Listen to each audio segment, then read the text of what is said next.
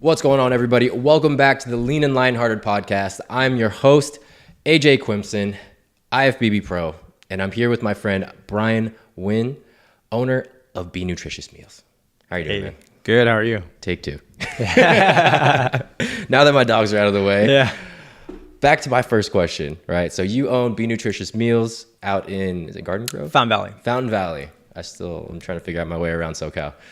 But you jumped from being in the insurance industry to the restaurant industry. Oh my God. You jumped from being in the insurance industry to the restaurant industry. What made you do that? So it wasn't always intentional that I got into the restaurant industry or fitness meal prep industry.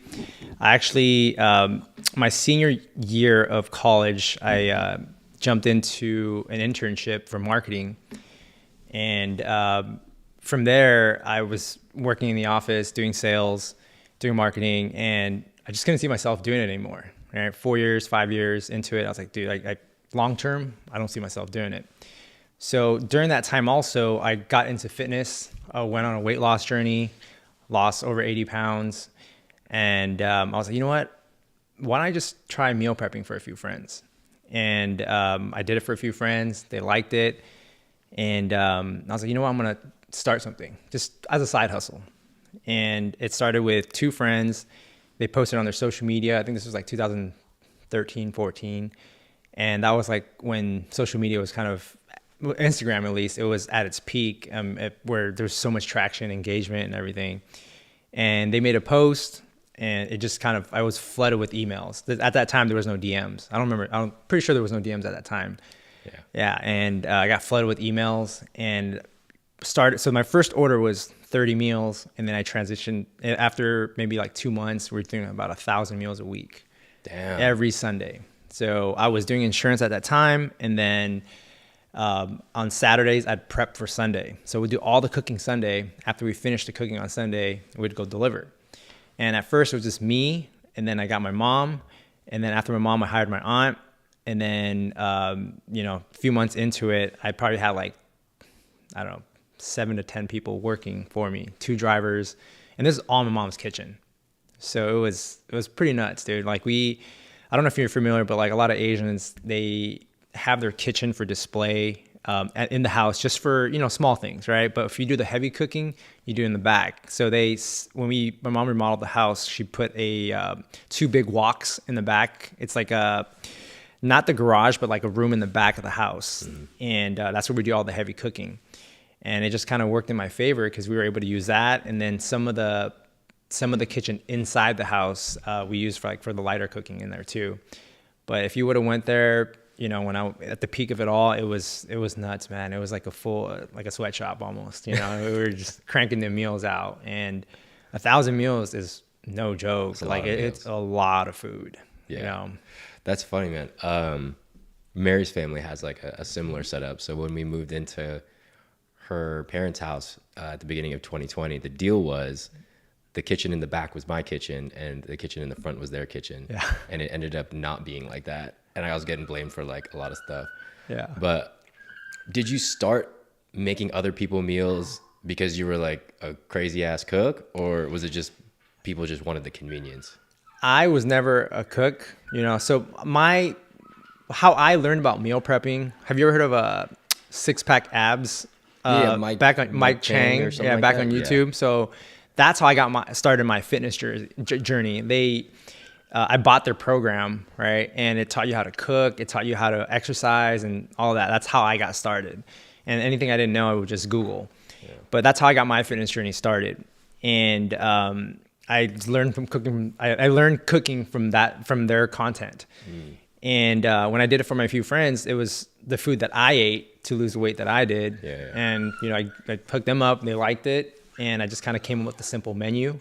When I look back at it, my menu was so simple. It was chicken, turkey, and fish, brown rice, sweet potatoes, and like broccoli and asparagus, and maybe green beans. That sounds like some 2013 diet. Very simple eating, bro diet, but that's kind of how I got it started. And, if you compare it to the menu we have now at a restaurant, it's night and day. It's like on steroids now. Like it's crazy how real dishes. Yeah, real dishes. So Okay, so that's funny. So you didn't have the idea of going into the restaurant industry. It kind of fell in your lap. Yeah. So initially, when we started getting 1,000 meals a week, I was like, I have something going on here. I can do something with this. And at that time already, I was just tired of insurance already. So I pretty much saved up all the money that I was making every week or for that year. And my intention at first was to look for a kitchen or build a kitchen and just do strictly meal prep. But one of the things I noticed with meal prep is that it's very inconsistent with the amount of people that order, right? So one week you can get, 10 customers that order, and the next week you get 50 customers. It was like a roller coaster. And I found that it wasn't too consistent. So I was like, you know what? If I find a location that has a restaurant, at least with the restaurant, we'll have walk-in business for dine-in, for takeout, for catering. And so my thing was, all right, let's not just focus on meal prep. Let's do a concept where I can do all in one. So now, like with what we offer, it's not just meal prep. We got dine-in, takeout, catering, delivery. It's like a whole package in one. And that's what keeps our business consistent. So now, I know that our concept is very consistent and our business consistent. And so that's how I kind of like got away from just doing strictly meal prep. Okay, so you saw that it was pretty inconsistent in terms of meal prep, which is just like people in their fitness journey. They'll start and they'll stop, and then all of a sudden, you don't have anything. So you want to make sure that you had multiple kind of streams of income within the same kind of food. Yep, exactly. And the food that we offer in our dine-in and takeout is the same as the meal prep. So, the people that come in, they're getting fresh meal prep made to order that you're going to, we'll crank out a meal in 8 to 10 minutes and you'll have it. And it's just like fresh meal prep. And a lot of people appreciate that. Mm-hmm. Some people don't like having food in the fridge and having to microwave it. A lot of people appreciate the food just getting it fresh and just eating it there. So that's how we are. Like our customers, it's crazy, bro. They come in 5-6 days a week. It's every day because they like the convenience of just having a fresh meal. Fresh meal prep order. So. Yeah. I mean, that's pretty interesting because I was gonna ask you, like, did you? Oh my God. It's okay. I'm sure you can cut him.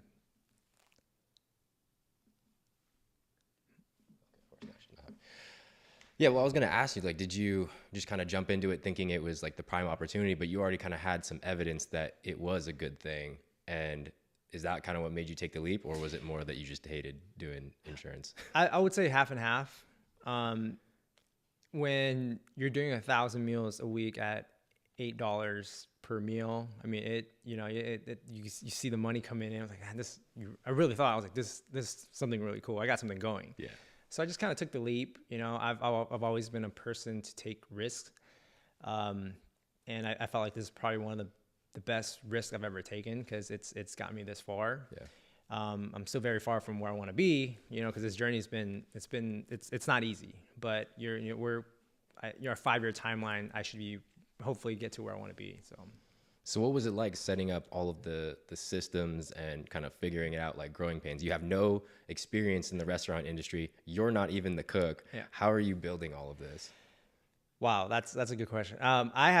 Keep in mind, I had no experience in the restaurant, like zero, right? Never worked in the restaurant, never been a cashier, none of that. Yeah. And it was actually very scary. I didn't know what I was doing, but I was able to resource some friends that were in the restaurant industry, and they gave me tips and guided me through it, whether it's things with the health department or certain systems or checking out procedures and just a lot of things they were able to teach me. And anything I didn't know, I mean, you got the internet, just Google it and try to figure it out. And I was able to figure all that stuff out just with friends and with the internet. Wow, that's pretty cool. So you kind of had mentors, but they were your friends that were already in the restaurant industry, and you Googled it. Exactly. And as far as like systems, we had zero systems. I was running it like a mom and pop shop for the longest. Mm-hmm. And it wasn't until, so I opened business in 2016 or 15, and I didn't get proper systems in there until 2019, like real systems. Yeah. And I actually hired a consultant group to come in and develop these systems for me, whether it's, cleaning list, cooking list, anything, closing list, opening a checklist. Like now we're structured like a high level, franchise company that has all these systems in place. But it took me 4 to 5 years or whatever, 2015 to 2019 to get all these systems in place. Yeah. So what was it like during that time when you had no systems? You just run around with your head cut off? Pretty much. And everything I thought I was doing correctly, it probably wasn't the most effective way now that I look back at it. But these are all growing pains, like you said. You have to go through these struggles to really learn. And I think it's part of the journey of being a business owner and an entrepreneur. Did you always kind of see yourself as ending up as an entrepreneur, or did you just kind of see the opportunity? I would say so, because my mom has pretty much my whole family. They're all small business owners, and I couldn't see myself working for anybody. It's just that's just how I've always been. I've had a few jobs before, and it never really fulfilled me. And I was like, I just got to do something for myself. And I got into this, at least with B Nutritious. It's, everything's on my terms. Whether it's the menu, the times we open, whatever, I have it's under my belt where I can choose and make these decisions. And I like it better that way. I can, being a business owner or an entrepreneur, you don't always have the freedoms like you think you do, right? Like, oh yeah, I can, work once a week or whatever. It's not like that, especially in the restaurant, right? The restaurant, you just never know. Sometimes there's people that, I can't come in for 2 days, I'm sick or whatever, and then you have to cover. But it's a lot of work. It's a lot of work, and but it's all worth it because I'm able to develop my own freedoms. Yeah, it's this. I think it's just kind of what every entrepreneur or aspiring entrepreneur thinks. Nobody likes the 9 to 5, and being an entrepreneur, it's actually not a 9 to 5. It's like a 24/7 thing, and Absolutely. you never get to turn it off. But for some reason, when it's your thing, if you're willing to take that risk, when it's your thing, it's so much easier to just do because you're like, this is mine, and I can grow it into whatever I want. Yep. But then there's also that extreme stress of, dude, if I mess this up, this is all going down. Yeah, and it's real. Like I've had some really strong, hard struggles in the restaurant space, right? There's months where how am I gonna make payroll, things like that, and and you're always the last to get paid. And I don't think a lot of employees realize that, right? Some of my employees in the past years have made more money than I have for that year. Just things are things you have to deal with. And I don't think people realize that. A lot of employees think the owner makes a lot of money. It's not like that, at least from my experience. I've had some really great years and have some really, not so great years, but it's all part of the journey. Yeah, it's kind of funny because people think like, oh, you charge $10 a meal, you must be making so much money. I know it doesn't cost that, but they don't really factor in the cost of buying all the equipment, paying all the employees, like everything it costs for you to put out the food. And I don't know what the margins are in the restaurant industry, but I'm sure they're not super high. They're not. So, ever since being in the restaurant industry, I have a different view. Like if I see a restaurant, like they're super crazy, super busy, right? I look at it differently. I don't just look at it as just as it's busy, they're making a lot of money. It's not like that because you got employees to pay for, right? Then you got workers' comp, and then you got liability insurance. You got the gas bill, you got electricity bill, you got rent. Like it's crazy. Inventory, right? So if you want me to break down the percentages, these are like the ballpark, right? So cost of food, right? For example, can be anywhere between 25 to 30% to 35%. That's just food cost. Labor, if you're managing it really good, you're at 25%. That's if you're managing it good, right? So, but average labor, I think, is about 35%. That's already what's 55%. Yeah, 55%, 60%, right? And then all the other stuff that you got to pay for, and you got taxes. So the margins are thin. Average restaurants do about 10 to 15% So that's, so for anyone thinking that, restaurants make a whole lot of money, it's not like you have to have multiple locations to do that. So Yeah, that's something that we're going to get into yeah. in a little bit. But in the beginning, I know that you struggled to find good staff. Like, walk us through some of the struggles you experienced in developing your own team and how you've gotten it to a place where you're happy now. Yeah. Finding staff is very, very, finding good staff is a lot of work. All right. The staff that I have now, they've all been with me for 3+ years. And I think they've been with us for that long. It's because we finally developed a good culture, right? Like in the beginning, I didn't know what I was doing, right? I was, sometimes I was like hot tempered, with my employees. And, we just went through a lot, and with every little thing I flip out over. Now, being in it so long, I've developed a different type of patience, right? So I don't even get mad anymore. I just give them a look like, better than that, and it's changed a lot over the years. But finding a good staff I think a lot of it comes down to having a good culture. And if the employees like you, they'll stick with you. If they believe in you, they'll stick with you. For example, my manager, he's been with me since he was 17. He's 25 now. So it's a long time. Yeah, it's a long time. And this kid, he's awesome, man. He believes in the brand. He sees it long term. So that's why he's stuck with me, and he has a lot of pressure from he's a youngest brother of 5, and they're all pressuring like, why are you in there? Why are you still working for this company in the restaurant? You can go do plumbing with me and make so much more money. And, but he believes in the brand.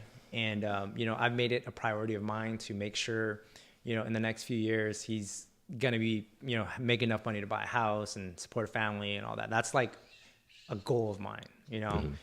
And, yeah, dude, you got to find people that believe in the brand. You got to sell them on the dream, So how did you develop this culture? Like, do you have kind of core values or?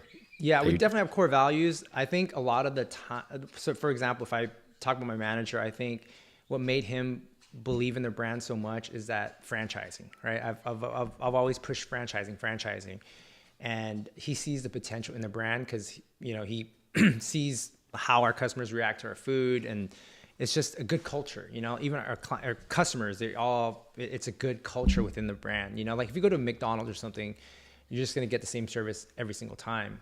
With us, you come in there, it's like a family type of, it's a feeling, you, hey, what's up? You call them by, hey, what's up, AJ? Like we call them by by their first name, and it's a good culture. Yeah. Okay. So you're trying to bring a vibe that people exactly want to come get their food at, but also people that want to come work and provide that service exactly. at the same time. So what were some struggles that you had building that, like when you were first starting to hire people? So I'm sure you didn't have that idea when you first tried to hire. Some of the struggles, I mean, I've had some funny stories. I remember this one time we were doing interview process, right? And this girl, she came in to interview, but she also brought her boyfriend. And I think it was like one of those young relationships where, that you want to know everything your significant other is doing. Yeah, and you just go everywhere together. Yeah, and like it was so awkward. The boyfriend was like sitting over there. He's all blasted up with tattoos. And then the girl was like interviewing with me, and it was just awkward, Yeah. But I don't know. I just finding the right people. It just takes time, Yeah. And that's one thing. I went through a lot of employees to find who I have now. Yeah, that's what I was going to ask you, because like, I want to ask, how did you feel interviewing someone for the first time? Being on the other side of the table. Is it natural? Is it awkward for you? At first, it was awkward. Yeah. I think interviewing people takes skills and takes time. Yeah, it was definitely awkward. I mean, when I did it, I had a list of generic questions, right? I think at the time I had like an HR company. Oh yeah, these are the questions that you should ask these people. What are your weaknesses? What are your strengths? Basic stuff. Yeah.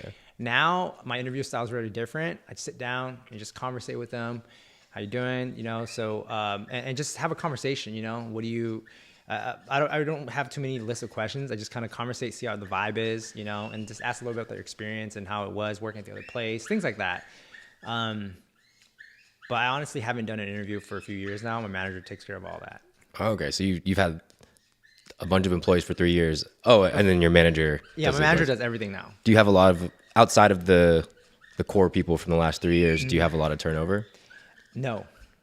So we have a small staff now. I think we have my location for my restaurant. We have I think 7 employees, and everyone's been with me for 3+ years, and I haven't had to interview much people. Or he hasn't had to interview much people. Everyone's just been, it's good, like I can't complain.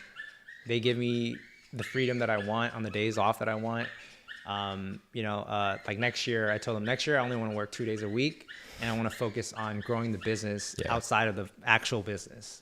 So be able to go out and do sales, bring business in versus having to be in the restaurant, and they're going to provide me with that freedom. So okay, one second, I'm just gonna let them out. Just fucking right now. You think they'll be able to hear it on the mic? I've been trying to adjust the volume. Yeah.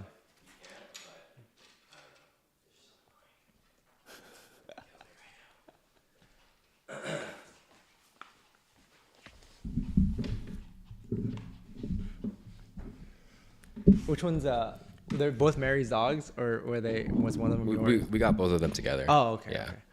Okay. Okay, so like you don't have like super high turnover, and now this next year you're gonna try to basically stop working in the business so you can work on the business. Exactly. How long did it take you to learn that lesson? Oh man, took me sometimes though you have to work in the business. You can't always be out of the business. Yeah. Especially, I'm speaking for restaurant owners. Sometimes you have to work in it so you know what's going on, right? So when my wife Molly got pregnant, we were in Texas for a couple years, and I was away from the business for a while, and I didn't really know what was going on in the business. Yeah, I could see the numbers. I could have my weekly meetings with my managers. But there's a lot of things slip through the crack when you're not there. So now, like next year, if I'm working 2 days a week, I'm still at least involved, And I feel like I like being in there at least a few times a week, because when I see customers and I talk to them and you have that engagement, I feel like they come back sometimes for the owner, because they just, I don't know, the experience that they get, because I talk to them like they're friends. I've built relationships with a lot of customers. And it blows my mind how many times they come a week. And I always ask them, I was like, do you guys go to any other restaurants 5-6 times a week? It's like, no, we don't, and like, it just says a lot about the food we're serving. It's like food you can eat every single day. It's literally bodybuilding food, bro. I'm not even kidding you. Like, we have the side of the menu where it's like strictly bodybuilding food, right? Like, I've seen. We weigh our chicken, we weigh our everything, our rice, everything's weighed. And then we have our house favorites, which is like our Asian fusion menu, right? This is childhood staple foods that I grew up with. I just made a healthier version of it. Did you make those recipes? Majority of it, yes. A majority of it, yes. And then the ones we've added on over the course of the years, some of the cooks have helped me, put that together. Okay, so they also have input on what's going on too. Yeah, I'm very open to suggestions. I think a lot of the times owners they have an ego where whatever they think. Whatever they have in their mind is the right way to do it. I'm very open to suggestions, right? Like, so if my manager, he's like, hey, I think we should do it this way. Okay, let's try it. If it doesn't work, then we'll go back to the other way. So I'm very open. I'm an open book when it comes to things like that. Menu items, for example, right? I'll be like, oh, let's try this. We'll try it. It doesn't work. All right, let's take it off the menu. So it's all trial and error. Do you guys have a lot of rotating menu items? Or? No, we have a pretty set core menu items, and then every quarter or so we'll have like specials. Okay. But the core itself, it stays the same. Like anywhere you go, right? You go to McDonald's, for example, or Chick-fil-A, they're gonna have that core menu, right? Yeah. And then sometimes they'll have like a seasonal special. Yeah. But that's how we do it also. Okay, cool. Yeah, because I thought it was funny earlier when you said that when you were first hiring people, you get really frustrated off the bat. And I think that it's something that I hear a lot from like entrepreneurs, like you're so in the business that like, everything about it, obviously.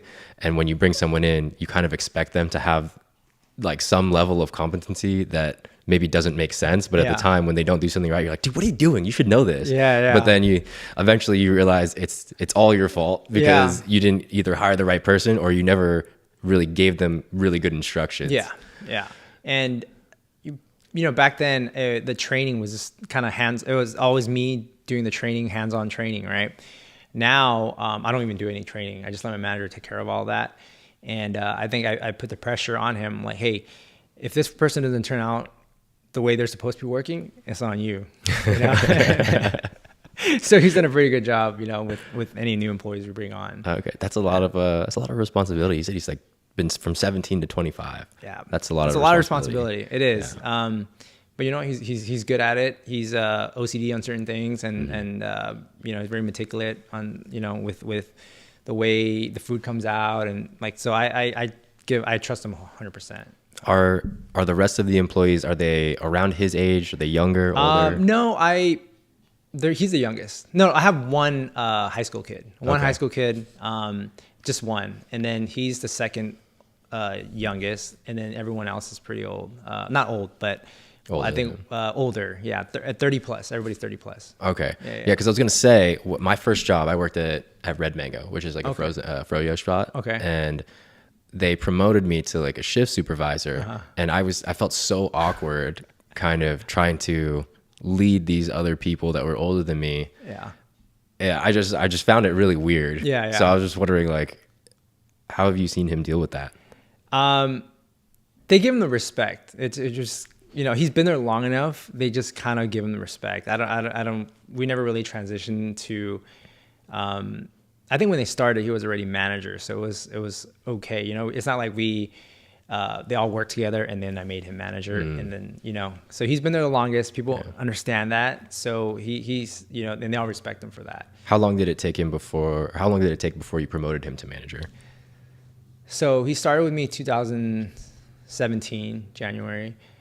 Okay, so I think it was 2 years into it. I was like, you know what? I can give you like a higher position. And doing that, he wasn't ready. So I actually promoted him and I demoted him after. Yeah, demoted him. And I think that like sparked the fire in him or something, but he just started being, meticulous on everything. And I ended up just promoting him again. I was all right, you have a lot more responsibilities now. You're in charge of, inventory, you're in charge of firing an employee, hiring an employee. You're going to do all of it. Yeah. And he's really stepped it up. Okay, that's cool. I mean, he's a better man than I. Yeah. When I was trying to give people direction back then, sometimes I just didn't want to say it. I was just like, dude, what are you doing? And I would just do it myself and not say anything. Yeah. I remember this one time, this girl, she like dumped yogurt out, something like that. And then she tried to like scoop it with her hand. And I was like, what are you doing? Yeah. I just didn't say anything, and I just did it myself. She's like, why didn't you tell me? Yeah. I don't know. I just didn't know how to say it. I know. And that's one thing I've learned over the years. Like, if you don't tell them, they're not going to know. Yeah. If you just do it for them, they're always going to expect that. Right? Yeah. For me, I think it was just weird because I was 18. I was just out of high school. And then I think this girl was like 20, 21 or something like that. Yeah. And it was just weird for me to give them direction. Yeah. I also wasn't trained on how to do that or like do anything really. They just needed someone that could work the store by themselves. Yeah. So they're like, here, we'll give you a raise and then you could do this, but we're not going to tell you like how to do anything. So one thing I've learned over the years is you can't teach common sense. That's true. 100%. Yeah. A lot of things are trainable, but common sense. Oh man, I have some funny stories, but yeah. I mean, I'm not gonna lie. I've done some dumb things. Like when I worked at Red Mango, we all have. I remember. So we used to have like toppings and stuff like that, and somebody asked for a banana, and it just didn't process in my head. I just cut up the banana, and for whatever reason, I picked it up with my hand, and I put it in there. And I remember my shift supervisor at the time. He gave me like the look, and I was like, "What is he looking at me like that for?" Yeah. And then they left, and he's like, "Dude, you can't touch it with your hand." And I was like, oh damn, my bad. I didn't even think about it. So, the whole, there's different ways, right? So, you said you can't touch it with your hand. So for us, right, we have gloves. Yeah. But like, well, I didn't have a glove. I didn't have a glove. Yeah. So with us, we have gloves, but we don't have to wear the gloves. Yeah. Like the health department, right? They say, as long as you wash your hands, you're fine. And it kind of just stuck by it, And it would be annoying just switching gloves every single time, but we just make sure our hands are clean. Because if you go to like any high-end restaurant and you go to the kitchen, none of them are wearing gloves. Oh yeah. Like last night we had sushi, none of them wearing gloves. Oh yeah, sometimes they hand you the sushi. Exactly. So it's like, I don't know, it doesn't bother me. Yeah, I mean, it doesn't bother me, but I think looking back on it, if some kid was holding my banana in his hand, pause, and then put it in my yogurt, I'd have been like, "The hell's wrong with Yeah, this kid? that makes that's gross." sense. That makes sense. Yeah. But so I want to talk to you. You opened your second store in the span of a year and a half, right? Yeah. So what did it take for you to do that? Or how did you prepare to scale your business? And why did you choose franchising over you just running another B Nutritious? So franchising would probably be the faster way to expand stores, because every location that you open up, it's going to a lot of capital, right? So stores can be anywhere between 200 to 300 to 400,000 just to open it up. And the return on that's 2 to 3 years probably, you know? So it takes time. So when I opened up my first location, I got it for a bargain. I got it open for under $100,000. Wow. Yeah. And I did it with the money that I made from meal prep and everything that I made in insurance. I just, purchased Dumped that. it. Yeah. Did you have any kind of savings after that, or you just No. put everything? Everything. Almost everything. Okay. Almost everything. And, I fell short for a little bit on some things. And, that's what I asked my mom to help me, and she helped me, and I was able to pay her back. But she did help me to get it going. And so when I opened the first location, I think I did it the right way because I already had the clientele from the meal prep. Yeah. So when I opened, I already had business coming in. People already knew about it. Yeah. And when we actually opened the restaurant side of it, that was just like a bonus, Yeah. And from there, like, already had business, and I was like, you know what? Like, my mind was just like, oh, let's expand. And I couldn't get it off my mind. So everything I was making in the first location, I ended up dumping into the second location. And when we opened the second location, I realized how hard it was to bounce back and forth with two locations. And because you needed two of you. Yeah. And the struggle was when you focus on one store, the other one doesn't do as well, and it's kind of like vice versa. So I brought my wife in to help me, so she was managing a store at one time and I was managing the other store. Things were good, but it was just still a lot of stress, and, we were both working both stores at the same time, so we didn't really get much time together. And I was like, you know what? I think the route to go is franchising. And that's when I brought in some consultants and lawyers to kind of just get all that stuff together. And, my mindset was, it was going to be rainbows and butterflies, franchise, sell a bunch. And, so like my mistake with franchising was when I first started, I hired a firm that was kind of like, they're pretty much a scam firm. They reached out to me, said, hey, you have a really cool concept. It's only going to cost $40,000. We'll deliver you your franchise disclosure document. It's called the FDD. Anyone that wants to franchise, they have to have that. And we'll give you, your operations, help you. We'll deliver all of that for you. And it's only $40,000. I was like, all right, cool, whatever. Yeah, that's not bad. Let's do it. Sold me on the dream. And, so I went to this. So after we finished the documents and everything, it took about 9 months. And we went to a trade show, like a franchise show, where I displayed, Be Nutritious and trying to sell franchise and all that.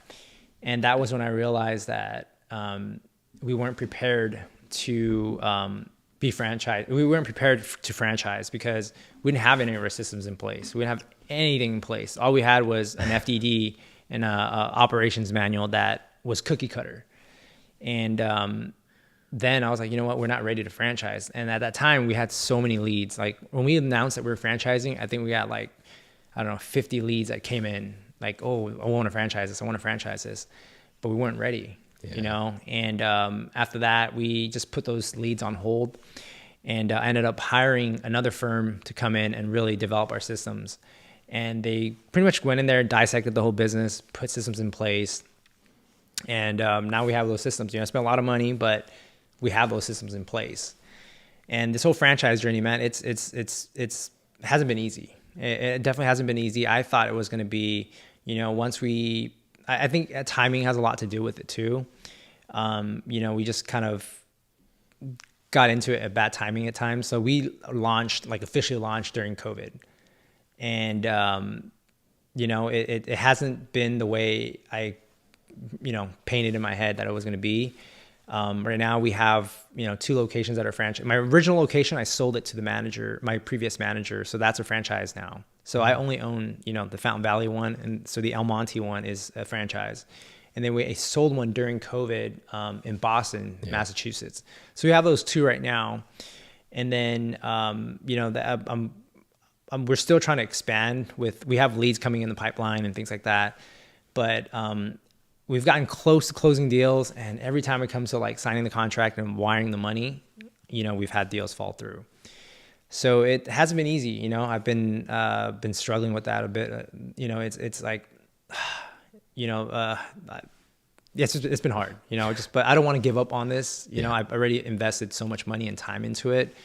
I think it's just all part of the journey, and everything I've ever made the past few years have been dumped into franchising and other investments and stuff. I've been taking a lot of risks, so, but, I still see a light at the end of the tunnel, and I just got to keep trucking, Okay. Yeah. So I was going to ask, when you were trying to manage 2 places and it was you and it was Molly, you didn't have any systems at that point. So you guys were just, it was all in your head. Heads chopped off. Yeah. Yeah. It was our heads chopped off, dude. It was a lot, but she held it down. I held it down. Like we got through it, and then COVID happened, got through it, and like business now, like for our restaurant, it's good. Like it's consistent and we're growing every year. And I think a lot of it had to do just us, being involved and building customer clientele and relationships. And, I feel that's how you can, a good way to grow a business. So, yeah. So how do you manage the stress of the business? Going to the gym. That's I would say one of the biggest stress relievers is just getting a workout in. Sometimes, we stress financially, and financial stress is probably the worst, bro. Like when I can't tell you how shitty of a feeling it is when you can't make payroll, or you're struggling to make payroll, because it's a lot, but sometimes you just have to back up. And, lately I've been a little more, spiritual. Right. So, trusting in God a lot more. I didn't grow up with God. And I remember we had a conversation back then before, and I was like, I remember you asking me like, oh, you didn't grow up with it? I was like, no, I didn't, cause I grew up in a Buddhist family. Right. And, after meeting Molly and meeting her family, and they're very, God driven. And I'm slowly introducing that into my life right now. And it's helped me get through like some hard times. So, okay. So you handle stress with fitness and faith. Yeah, definitely. I think those are 2 good things to pair up. So. Yeah, that's funny. I feel like I hear that from a lot of entrepreneurs. I think just the stress of having all of that risk, you got to have some kind of faith. Yeah. In something, at least faith in yourself. But usually people like to lean on faith in God. Yeah. And like, it's just the pressure of, you have employees to support. Now I got a family to support. It's a lot, and if things don't go your way, sometimes you stress, so what can you do? But like, you just have to, like, all right, what, sit down. It's not as bad as you think it is.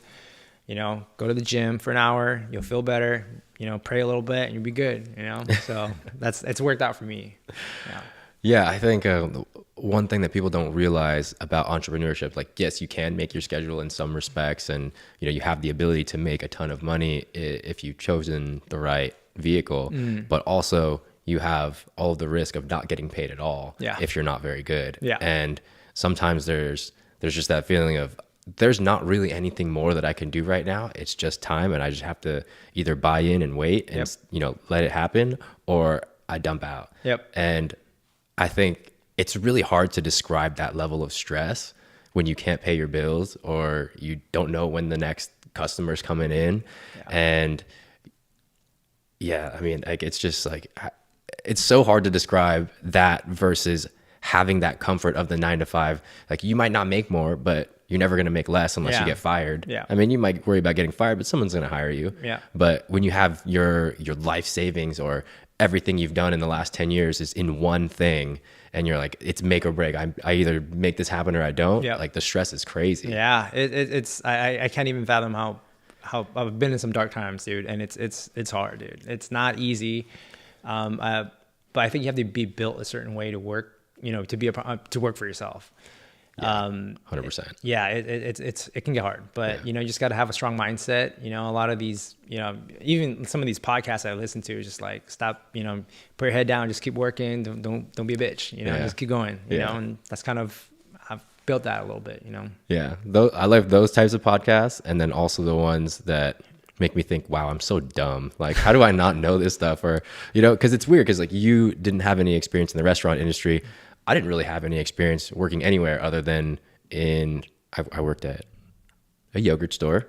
Yeah. I worked at Macy's. Okay. I worked at the airport. Oh, nice. And then I worked in lots of supplement stores. Okay. And I had like a short stint in like a real estate office. But other than that, it was like I didn't understand like SOPs or systems or, really any of that. And then, I was good at competing and I made a business out of it. And I don't know anything about business. So like, kind of like similar, but not the same, but just trying to figure it out. And I think most people are still figuring it out. Like there's no perfect way to do things, especially when you work for yourself, right? You figure it out as you go. Yeah. There's a lot of things. I mean, I didn't know crap about taxes. The first year when I opened, I made so much money. Like I mean, it was good money to me at least. I was like, oh, this is so much, and I didn't save enough. One year I didn't save the first year I didn't save for the taxes that I was supposed to save for because no one ever taught me. Yeah. And I kind of bit myself in the ass with that, but figured it out. Fine. Yeah. That's an interesting topic. Do you think taxes is something that should be taught in school? Absolutely.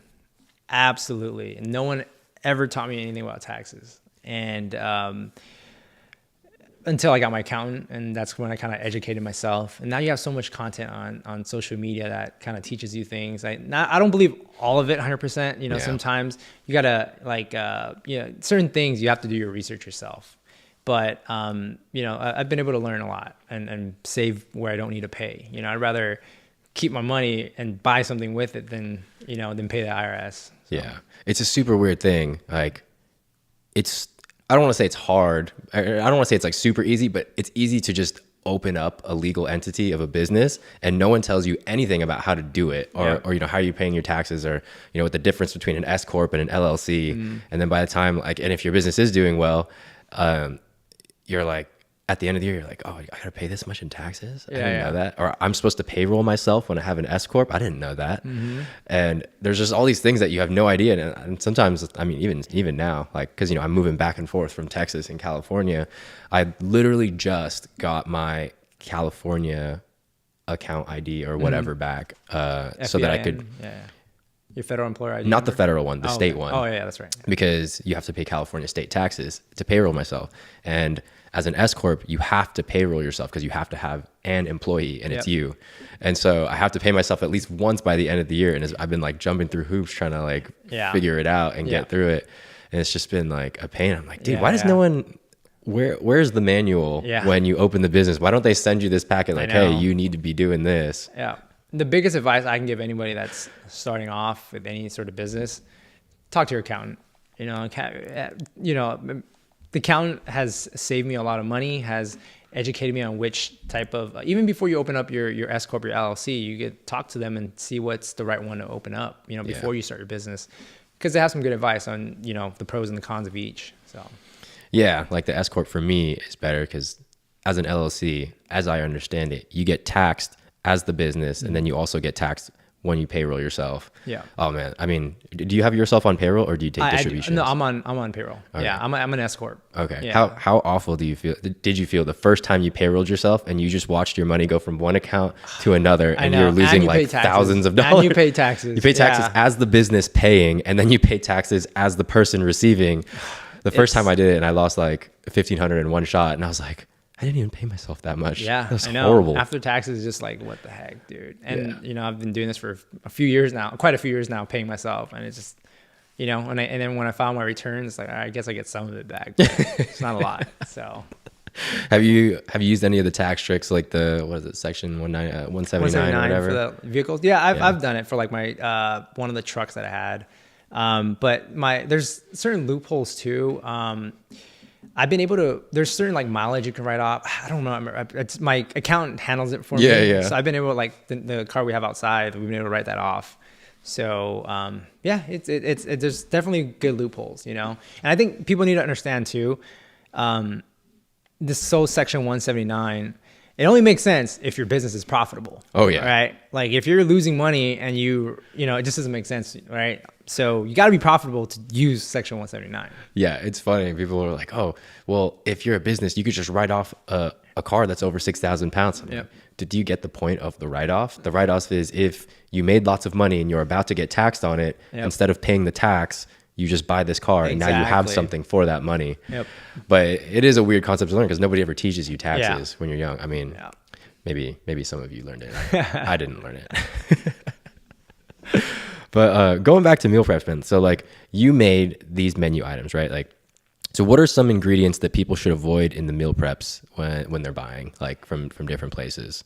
I notice I do my research and R&D with other companies, and I've tried other companies just, to try the food. Sometimes it's very oily, and we use little to none oil on our food. Okay. So, because I came from, obviously I don't look like it, but I've done bodybuilding shows before, or men's physique shows, right? A long time ago. And I learned about not using like real oil with Omar, Ventura. Yeah. Yeah. So he got me in shape. Mm-hmm. But, when he gave me the guide, it was like using palm oil. Mm-hmm. And that's what I use. We don't use Pam. We use like a certain food spray, but it's like almost none. It's just so the meat doesn't stick onto the grill. Because I know seed oils aren't like there's a new thing coming out right now. Like seed oils are bad for you. And I don't know too much about it. I don't, I can't say I'm educated on that topic. But we kind of just use a little bit of it just so the meat doesn't stick. But we try to keep our calories as low as possible. We don't use any like real heavy oils, no vegetable oils, no nothing. It's just when you eat our product, it feels clean. Even like our heavier items, it's not oily. It's just, sauce and, everything's made in house. It's, it's a clean product, Yeah. So I stand by everything we serve because when I'm working, I'm always eating our food. Always. So, okay. Yeah. It's funny you mentioned that because I just gave a team training to my clients last night, and I was telling them how to order when you're eating out and stuff. And adding in the excess oil that people use to cook their food is such a big factor. Like most normal people don't know that 1 tablespoon of oil, which is usually what you cook or usually what you use to cook pretty much anything, is 14 grams of fat. If you use exactly a tablespoon, which is 126 calories. So if you do that 3 times a day, and that's only if you cook one thing, that's already almost 400 calories of just oil before you've really eaten anything. Yeah. And so it's like an easy way to save on calories is just to use a 0-calorie cooking spray and like really minimize it. But I mean, I know that you mentioned lots of meal prep companies claim to be healthy, but it's actually the opposite. Is that what you're talking about? Yeah. I feel like a lot of meal prep companies, they just put food in a black box and call it meal prep. Yeah. Right. And it can be very unhealthy. And a lot of times you don't even know what they're putting in there. For us, I've always just been, stick to simple ingredients. And that's what I like. Even when I'm counting my macros, like I'll eat some processed stuff, but like for the most part, the core menu, like the core diet of mine is still going to be chicken, rice, steak, salmon, fish, whatever, I stick to the core items all the time. But I'll add, like if I'm craving something sweet, then I'll add, whatever else I want to add. But for the core of it, it's pretty the way I eat, at least, I feel like for me, that works best with my body, right? Because I can gain weight really fast and I can lose weight really fast. That's just how my body is. And I feel like the core stuff, simple eating has always worked for me. So, and we have a lot of customers also that have ate our food, lost a bunch of weight, did testimonials. Like it's really cool. And it's really rewarding to see too. Yeah, that's right. I didn't know you had client testimonials. Yeah, that's pretty cool. I think that's one of the better mindset shifts that people can have around their food is just instead of thinking, what's this great thing that I can have? How can I make what I can have as good as possible? Because if you could make that mindset shift, once you understand macros and can have that flexibility, like the options are pretty much endless. But if you're always like, oh, this next thing that I need to have needs to be the best thing ever, or I don't want it, then you're not going to get very far. But if you're like, all right, well, I can have chicken. How can I make the chicken that I cook 10 times better? Yeah. You know, probably not overcook it. Yeah. You know, Yeah. use some good seasonings, find some good sauces, and then it makes your diet like a million times better. Oh, yeah, absolutely. And like, you know, before I used to think sodium was bad, right? And Everyone does. Yeah, I know. And like, I understand if you have like, I don't know, high blood pressure and all the other stuff that, you know, you have to modify your sodium. But like, dude, now I salt everything. Like, you know, I use Himalayan sea salt though, but like I do it on everything now, you know, it's just so good. Yeah. I always try and tell people and it's in my, my onboarding documents. I tell them in a video, but sometimes people just kind of skip over it, but I'm like, please salt your food. Yeah. This is not a competition on who can eat the most bland, shitty food. Yeah. Because if you don't like what you're eating, you're not going to keep doing it for the rest of your life. Like it has to be more of a lifestyle, and you have to enjoy it as much as possible within the confines of your diet. Absolutely. But I like that you said that you actually weigh the food out when you make the meal preps. Because one thing that I've noticed, I've ordered from different meal prep companies just to try it out. You know, sometimes they're giving like crazy deals. Yeah. And I noticed that I look at it, I'm like, there's no way. There's no way. I know what 50 grams of protein looks like, and this ain't it. You know, or like, I did kind of meal preps for a little bit for some people, and they're like, yeah, dude, you know, you actually give me exactly what you said. You actually go like 0.4 over. Yeah. Versus like other meal prep, they're like, I've gotten meal preps, you know, bulk chicken, and I order a pound and they gave me, you know, 15 ounces. Yeah. You know, and it's like when you're a bodybuilder, that kind of stuff matters. Or if you're a customer, if I order a pound, I want a pound. Yeah, absolutely. Yeah, we're very consistent with the way we serve things, and I think that's, you know, that's why we've been in business for so long, or you know, we're 8 years now, right? So consistency is really big, you know, and even if sometimes, I don't know, I it's very important to me that every customer has the same, like it's consistent through all the cooks, right? If you eat, you know, chicken, you know, this way, it should be like this every day. So and I think you being in business for 8 years, you know, a lot of meal prep companies ride that initial wave when people think they're all hype, but after that, you're just like a clean eating place. So it kind of speaks to having actual good food and, you know, being quality, and whatever is in there is what you say is in there. And also I've noticed that when I order certain meal preps, when they try to get real fancy and make like noodle dishes or whatever, dude, it's so watery. I'm like, this is gross, man. I'm like, I microwaved it and it's in a puddle of water now. One thing I'm trying to break the norm of is, you know, a lot of healthy food places, it's salads, wraps, and sandwiches, right? That's usually the generic, you know, healthy restaurant. I'm trying to break that norm. I mean, we do have, like we introduced wraps now. We've always had salads. We don't have any sandwiches. We try to, not too many processed things, right? But I want to break that norm where that's not the only thing that's healthy. You know, like you get a salad and you put all that dressing and everything else on it, dude, you're gonna be somewhere close to 1,000 calories. I don't know. You know, I've seen salads that can be pretty fattening, right? But the fact that it's a salad, they think they're eating really healthy. You know? I literally on my training last night, one of my guys, he said he went to Cheesecake Factory, and he's like, oh, well, I was just gonna get a salad, and I looked, and then the Caesar salad at Cheesecake Factory is 1,100 calories just for the Caesar salad. I was like, yeah, all that man. Cheese and dressing. Yeah, I mean, people don't know, most salad dressings are incredibly high in fat. Like a vinaigrette is half oil and then half some kind of vinegar, or you know, we have those items too. We have vinaigrette, we have balsamic, and we have Caesar. And but you know, it's all portioned. Everything's portioned. We don't mix or toss the salads. Everything is in a little 2 ounce. You know, you can portion it however you want it. We have our macros online. You can figure it out if you know, if it fits your diet or not. So okay, that's cool. Bodybuilders can eat there. Yeah, dude, I'm telling you, we've had some like IFBB pros come in.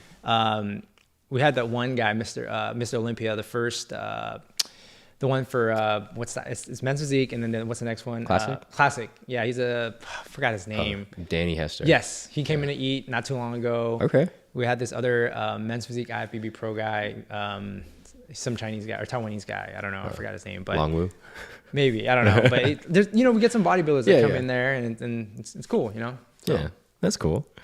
So I want to ask, now that your business is expanded to, you have 3 locations, you only own one, but how do you balance your time and like, what's your overall role in the company now that you have a team and you're also I'm assuming giving advice and managing these franchises as well. Yeah, so we have bi-weekly calls structured with each of the franchisees. And it's with the El Monte location, we'll kind of go down there. I can either go down there and have a face-to-face, but for the most part, we do like Zoom meetings or actual phone calls. And it's more structured. You know, we have a plan of action of what we're going to talk about and what we can improve on, what they need help on, how to bring in more customers, just things like that. But bi-weekly calls are mandatory for both locations. And yeah, that's how we kind of stay up to date. You know, we have a portal where they can, any access they need to our systems or photos or whatever they need, any content, we have everything in like one portal. So. Oh, okay. That's pretty It's cool. very structured. It's not like Mickey Mouse. It's like I've invested a lot of time and money into putting all these systems in place. And so, yeah. Okay. So what's your role in all that? Like, how do you manage all that with your time? My manager, right? So he does the biweekly calls for me now. So it's also, and I just kind of talk to him what to talk about, plan of attack. I give him the plan of action, he needs to talk to them about. So anything operationally, he deals with, right? So like if the restaurant needs to make a menu change, needs a card made, whatever it is, he'll take care of it. Cause I have virtual assistants too that handle the graphic designs and things like that. So I have a team doing all that.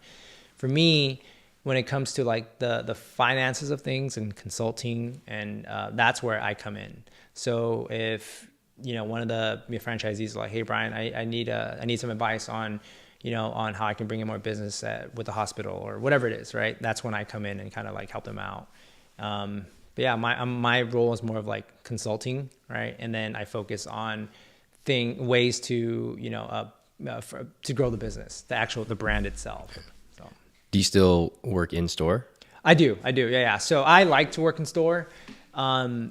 This year was probably the most I've worked in the past few years. I told you earlier, I made some investments in the past couple of years. I kind of caught up but I'm dealing with it. This was a tough year. Not for the restaurant, but for me, my entrepreneur journey. I've made investments that I shouldn't have made. But we're getting through it and we're gonna be okay, so. Okay. Yeah. So what do you think have been the biggest learning curves for you as a business owner? And what advice would you give to someone who's looking to start a business in the restaurant or food industry? The first part of it, what was it? I'm sorry. What were the biggest learning curves for you biggest learning as a business owner? One of the things is make sure you manage your cash flow correctly. All right. So just because there's money coming in, you got to make sure you save enough in the bank for certain things, for an emergency. And that's one of the big mistakes I made when I first started. Money was coming in, but I was also spending it really fast. And I think it's smart to be when you first start off to be a little more frugal on things, right? Only upgrade things that you need, right? Invest in things that you need. But in the beginning of it, I would say just work with what you have, get that cash flow in, saving that enough in that bank account, and then when you feel you're ready, then do it. Because in the beginning, I bought this, I invested in that, and let me sign up with this marketing company. It's like there's a lot of costs that I could have saved. Yeah. And I could. Now we just do all our marketing ourselves, and it saves me $1,500 to $3,000 a month. Because some of these companies, they charge a lot, and I'm not. It's a lot to me. It might not be a lot. I'm just on there's different levels, right? So. For a restaurant, if you're paying $1,500 or $3,000 a month, that's a lot of money, and considering the margins that I told you about earlier. And then the second question, you said, what advice for getting, for people starting off, right? Yeah. So what advice would you give to someone who's looking to start a business in the restaurant or food industry? Make sure you have a solidified concept before getting into the restaurant industry, because it is not easy. All right. It takes a certain breed to get into the restaurant industry. I'm not trying to talk down on it. It's hard. It's genuinely hard. And I'm in the quick service industry, which is easier, right? But when you get into the restaurant and the food space, it comes with a lot of adversity. It comes with a lot of problems you have to deal with, right? Things break, people quit, customers get mad. There's just a lot involved, and it's not just, you know, you open, you cook food, and customers are flooding in. There's so much involved. You know, there's so much you have to do and invest to get the customers in, right? And I have a consistent clientele, but that took so many years to build. It didn't happen overnight. The first 2 years were very hard. I, you know, worked 7 days a week, and now just the past few years, I've been able to like step back, but that took a while to get to that point. Okay. Yeah, something that I like you said earlier is like the cash flow thing. And I think, I mean, that's something that I learned. Like once I started making some kind of decent money, because before then I was just working in supplement stores. So, you know, my checks were pretty low. Yeah. But when it's coming in, you think it's never going to end. You're like, oh, this is so easy. And then you don't realize like having a business comes in waves. There's really good times. And the first time you have a really good time, you start maybe buying a bunch of stuff or, you know, investing in things that you shouldn't, like random marketing agencies that just sold you the dream. Yeah. And then there's other times where it's super low and you're like, holy shit, I don't know if I can last too much longer doing this. Yeah. Yeah. It's crazy, man. Like when you see money coming in, like you feel like you're on top of the world, but when you have no money, everything matters. Yeah. You know? And it's especially different for you because you have like a true like profit and loss kind of sheet where you have like real expenses. Like I have like a couple, you know, services that I pay for and I don't want to call them employees, but like agencies that I work with and stuff like that. But it's not like a ton. Like I can kind of generally gauge it. But for you, like just because you see lots of customers coming in doesn't mean that your net profit is actually like really big. Yeah, exactly. You hit it on the nail. Yeah. I have this guy, I don't know if you know him, but Alex Spinoso. Sounds familiar. He's a doctor. Mm-hmm. He opened like, I don't know what they're called, but you know, it's Genesis Health, lifestyle labs and stuff like that. But basically like it's, you know, those places that do like HRT or laser hair removal or, you know, Botox and stuff like that. And so he made a post recently and he's like, you know, I learned like a really hard lesson where we had this sexy product, which was laser hair removal, which was booked all the time. Like they had customers in there all the time, but he didn't realize until they did their, you know, profit and loss sheet that they had a lot of people coming in, but lots of them were coming in from like Groupon or something like that, or they had deals and they were wasting an entire room and a doctor, you know, like a medical service provider, because you have to be a doctor, I guess, to do that on that service, which even though there's a lot of people, it actually didn't make money. They lost money on having that room and having that service. Yeah. But you would never know until you like actually look at the cash flow and everything. Yeah. So I was like, damn, that's super interesting. Yeah. And that's what, you know, it's important to learn how to read the P&L statements. It's crazy. There's just so much you can learn, you know, and I'm still learning to this day. It's like, I'm not, you know, anything I don't know, I ask my accountant like, hey, what is this? And how to, you know, accountant is very important. And finding a good one is important. I've been with mine for 8 years now. Oh, dude, trying to find an accountant is so frustrating. Yeah. I had this one guy, man, he wouldn't respond to my thing until like he needed something from me. Yeah. And I was just like, dude, like I asked him for the California state ID thing. I was like, how do I get that and do it? And he's like, oh, I'll do it. And then I kept following up with him. Dude, a month and a half went by and he didn't say anything. And I was like, I'll refer you to mine. You'll like her. I'll talk to her. But I was just so frustrated because Mary's like, did he get it yet? Like I keep texting him and he's not answering. Yeah. And he was just kind of flaky. Yeah. But how did you get through like COVID with the restaurant industry and people not being able to come? Was it a little bit easier because you did do meal prep, or did people like not even care about eating healthy? No. So we actually thrived during COVID. Nice. I don't know if you remember that times, but like people were like buying all the meats at like Costco and like toilet paper and like it was just a crazy time. And you know, we didn't have a shortage of food because we were still able to get everything from our vendors. So we were promoting that on social media, like, hey, if you guys, you know, need food, we, you know, there's no shortage here. And we just pushed that. And, you know, I remember this one guy, he ordered like 800 meals for him and his whole, like his company. Oh, okay. But still 800 meals is a lot of meals for one order, you know? And we thrived like during COVID. Okay. So we were very fortunate. Yeah. You know, what I did was I didn't lay anybody off. We just cut hours a little bit and we got involved. Molly and I worked, and yeah, we're very fortunate. You know, I know a lot of restaurants that they weren't as fortunate because they are a dine-in. You know, you have to dine in for the experience and all that. We were structured already for takeout. Yeah. You know, and it just nothing. We didn't have to close down. Nothing really. We didn't have to adjust to anything. It was just, you know, we had to wear masks and do it, and cook, and that was it. So, okay. Did you guys have like multiple people working at the same time? I remember. Yeah, we did. Regulations were kind of weird. Yeah, we did. I mean, everything was normal. Just threw a mask on. That was it. So, okay. Yeah, and I mean, we took extra precautions, like as far as like cleaning and everything, right? Yeah. I mean, the restaurant's already clean. We're always, you know, everything, like our sanitizers, like with bleach, and we wipe down everything. So it's very sanitary already. Yeah. So we just took extra precautions, and, you know, we're fine, you know? Okay. Yeah. I mean, that I can imagine that was pretty cool. I remember the toilet paper thing was crazy. I know. Everyone was buying everything under the sun. So Yeah. did you have like vendors, or do you go to like Restaurant Depot? Restaurant Depot only when we need to, but we have vendors. Yeah. Oh, okay, cool. Yeah, How did you source them?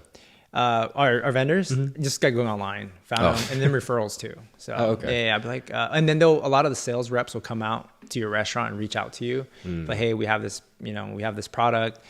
We can give you the best prices, and you kind of just work with it that way. But usually when you open up a restaurant, a lot of these sales guys for the companies will come and reach out to you and propose what they're selling, you know? Oh, okay. Yeah, I did kind of experience that when I lived in Hawaii. I was working at a supplement store, and people were calling all the time like, hey, you should use our POS system, and, you know, this and that. And I'm like, I think we're all right. Yeah. We're not doing so well either. So we don't need any more products. But if you could go back in time, is there anything that you would have done differently when starting the business? I think if I went back in time, I would have just focused on the one store that I had, if I'm being genuinely honest. Because, you know, sometimes, like when I had 2 stores, I was making more money with one store. And, you know, just because I have 2 stores and double the sales doesn't mean you're making double the money. It's not like that. So that's why I sold the first one and just focus on the one I have now. And it was a great decision that I made. But if I was going to go back in time, I would just focus on that one store, try to get my sales super crazy, and then get into franchising. Because, you know, when franchising, they want to see a store that's profitable with high numbers. Like our store is profitable, but our numbers aren't like McDonald's, you know? Yeah. It's just not the same. You're in different levels. But if I went back, I would focus on that one store, get the sales crazy, get into franchising, and then maybe my luck would have been better with franchising. We'll probably have a lot more locations now. But you know what? Like, it's all part of the journey. I have friends that are in the same boat that started franchising, and they're kind of where I'm at. You know, they're kind of just stuck, right? They're getting the right people in the door with us, but things are just, it could be the economy, it could be, you just never know. It's timing, you know? And, you know, we've had some really, really close deals that we're going to go through and ended up falling through. But, you know, it is what it is. You just got to keep your head down and just keep going, you know, because I don't want to give up. You know, I one thing too is like, I want to make, you know, my dad passed a couple of years ago. I want to make him proud. I want to make my mom proud. I want to make my family proud of, you know, my accomplishments. And, you know, now that I have a daughter, that's even more important. You know, I want to be able to have that freedom for them and have a good life, develop that good lifestyle, or build a good lifestyle that they can have in the future. So, yeah, that's awesome, man. Whoa, brain fart. Okay. Damn, what was I gonna say? You said something that was super interesting. Yeah. I don't even know what I said. It'll come back to me. Yeah. But what has been your biggest source of inspiration during like the tough times? Ooh. I think just, I don't even know how to answer that. My biggest, can you say that again? I'm sorry. What's been your biggest source of inspiration to keep going during the tough times? So I listen to a lot of podcasts, like I told you. And one of the ones that really motivated me during like on my whole entrepreneur journey, I've always listened to Andy Frisella.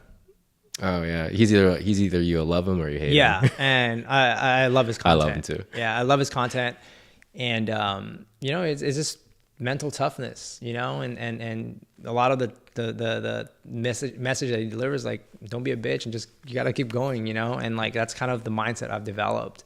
And no matter how hard it feels like, you know, you've been no matter how hard of the consequences you've been dealt with, you just kind of deal with it and go with it. And you know, I feel like his podcasts have really helped me a lot in getting through that. And I could talk to you earlier about faith and whatever, but you know, on the worldly basis, like, a lot of his podcasts have helped me. So yeah, I like it too. People talk about like 75 hard, and you know, there's ways that you can do it that are not great. Yeah. But if you're in it to get what you're supposed to get out of it, yeah, I think it's a pretty cool thing. Yeah. You know, yeah. I think picking up reading because of that challenge was something that I really enjoyed. Yeah. Forcing me to read. Like, you don't realize, like, just reading 10 pages a day, you could learn a lot of stuff. Oh yeah. Yeah. I mean, I was like, man, I was really dumb before, or was I dumb? I don't know. Yeah. But, yeah. you know, but that, or even something as simple as going outside to walk for 45 minutes a day. I don't know if you've tried 75 hard. I have not. Because I know you have to, one workout outside, one workout inside, and then clean diet. Yeah. And then read 10 pages a day. Gallon of water, and then a progress picture. Yeah. The thing that trips most people up would just be like the workout outside. Yeah. Which is like not really that big of a deal, because you can count walking. Walking fast, obviously. Yeah. Yeah, I mean, just walking outside, I think for most people, it would, I don't want to say change their life like too dramatically, but it would help you a lot, especially dealing with stress. Because most people, like, you're so in on your life, like invested, like working inside of it, kind of like working in your business. You never get a chance to step out and like reflect on what you're doing. You know, sometimes I'll be on the computer just thinking like the whole time, and I never take a step back, like look big picture, like where are we going with this? Like, does this really matter?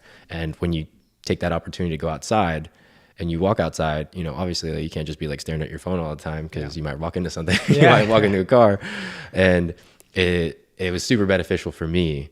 I feel like most of you bodybuilders are already doing 75 hard. It, in a way, but a lot, he always says that it's not the same as a bodybuilding prep. Yeah, like, I went on a diet and like cheated 10 weeks. And it's like a little bit different, because if you do it right, and I think one of the major points about it that I wanted to make sure that I did was listen to every rule, because that was the whole point. You know, can you follow these rules, and can you make it happen no matter what? All of these things are non-negotiable, and people like to bend the rules or make things more convenient for them, or, you know, no, I know that it's supposed to be like this, but I'm going to do it my way. And those are all of the traits that make you not as successful in life. And so those are all the things that his little program is trying to get you to learn. And so I did it with one of these business groups that I was in, and, you know, at the end I did end up quitting on it, but it was because it was my friend's bachelor party. And I wasn't going to drink. I wasn't drinking or anything. So obviously, like, no alcohol is one of them. And, you know, we were at this club in San Jose. He's like, are you really not going to drink? You know? And I was like, no. And then, you know, the night kept going on. Everyone knew that I would do it. Like, I don't think anyone that has seen me bodybuild didn't think that I couldn't do it. I was actually 7 days away from finishing. Yeah. And he kept looking at me. He was like, are you not going to drink, bro? And he knows that I don't really, it's very hard for me to get drunk anyways. So it's more for the social aspect of like me just taking a shot with you. Yeah. And I was like, will it make you feel better if I drink with you? Yeah. And he was like, yeah. And so the only reason that I quit is that I chose my friend and his bachelor party over me doing 75 hard, because I was like, I'd do it again. But I thought it was a cool experience, man. Yeah. I thought, but some of the people that I did it with, they were like, they finished. They're like, you finished too, right? I was like, no, to be honest, like I didn't. And then they were like, yeah, you know, like I was doing the 2 workouts. I would do 1 workout and then I would just go outside and do the other workout. I was like, that's not the rules, bro. And I'm not trying to be like a stickler for the rules, but that's the point of the program, is doing things the way that they're supposed to be done, not the way that you want to do them. I was off on a huge tangent. Dude. I like 75. I like things that are mentally challenging, because I think a lot of times, I mean, I would imagine, especially if you work a 9 to 5, like as you get older, most people don't have hobbies other than watching other people do their hobbies, like watching sports. You know, they're not shooting for anything. They're not really trying to grow. And that's when it gets super boring and you're not challenged. And that's when there's nothing really going on, you know, Yeah. like you're just existing. And I Yeah. think that's like super, like that's boring. Yeah, you I know? think people need hobbies, man. You know, especially active hobbies, right? Like you, I mean, you got into kickboxing or Muay Thai for a little bit, and Yeah. it's fun, you know, boxing, whatever it is, you know, going shooting or hiking, whatever, you know.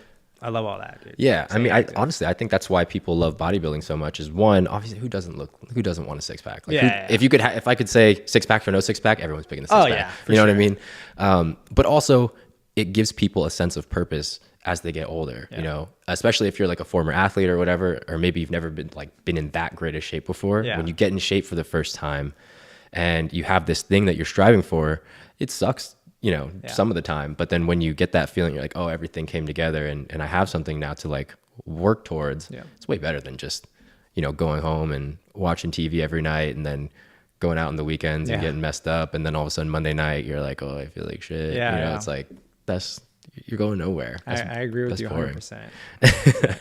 I did remember my question from earlier though. Okay. So I watched a lot of Food Network growing up, random, but people always said on there that just because one restaurant is doing well doesn't mean it's time to open up the second one. And so you also mentioned that opening up the second one, you made more with just one than two. So what were the challenges of opening that second location? Was it just getting more customers in, or? It was not being able to focus on, like, when I had my focus on one store, the other store was kind of slipping. In what way? Like Just customers getting, business was going down a little bit. And I just feel like it's because this quality control is a big thing too, right? So I wasn't able to control quality control when I was at the other store. So I was just kind of bouncing back and forth. And it was really hard. It was just, you know, and the two stores are about 35, 40 minutes away. And, you know, I can't be at both locations at once. But I think that was the biggest struggle, is like quality control. And then when I opened the second store, it takes a while to ramp up and get customers. You know, it's not just you open up and a bunch of people are coming in. It's not even like that, especially for a small business. It takes time. And, you know, when the second store opened, and it wasn't as busy as the first store, I was stressing out, you know, like what can I do to bring in more business? And, you know, I can only post so much on social media. But, you know, one of the strategies that we did was we went door knocking at, you know, different gyms and different businesses and try to, you know, just promote ourselves. And I actually had Molly would do that. I'm like, here's a stack of menus, go to all these locations, hand out menus, and just try to bring in business. But, you know, building a business takes time. And I think the perception that people have is you open a business and you make money right away. It's not like that. It took me a few years to really make money. And, you know, took a lot of time to build the clientele, to make the relationships that I have, to, you know, be in the network of these hospitals that order from us. You know, just it takes a while to have that brand presence in your local community.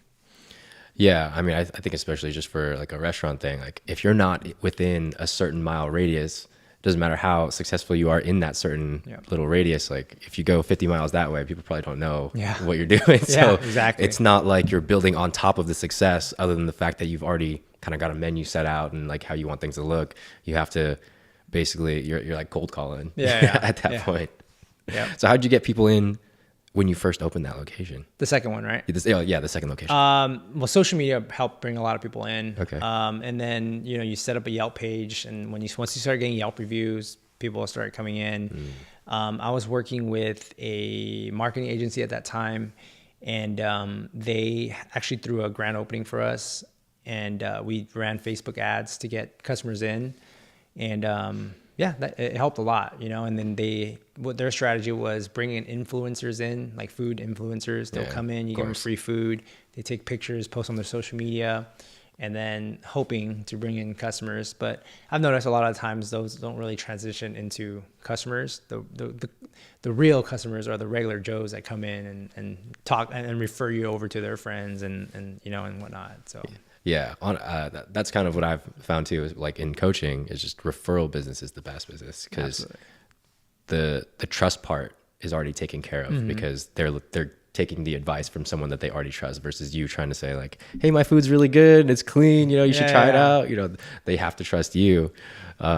Yeah. So like And I that. think it's, with me, like this year, I decided to get back in shape. Like my goal was to be lean and have my six pack back. And I got there. So now I feel more confident in talking to customers and giving advice on how to get in shape and what they should eat and so forth. I'm not a nutritionist. I actually want to get my certificate soon, but, I feel more confident in promoting my business and the brand and the food and everything else because I'm back in shape. So Yeah. It's funny. People don't realize that being in shape can also help you make more money, because if you're more confident Yep. at your job, you perform better. Yep. That's when you get promotions, or you build a better business. Exactly. But that's something I also wanted to ask you. How is your daughter again? She's going to be 2 in March. So she's like 20 months right now. Okay.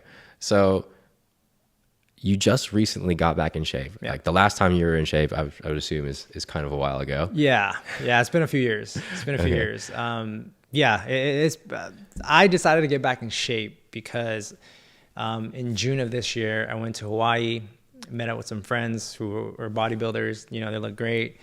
And I took a picture next to them and I was like, damn, I'm out of shape. I'll have a dad bod. Yeah.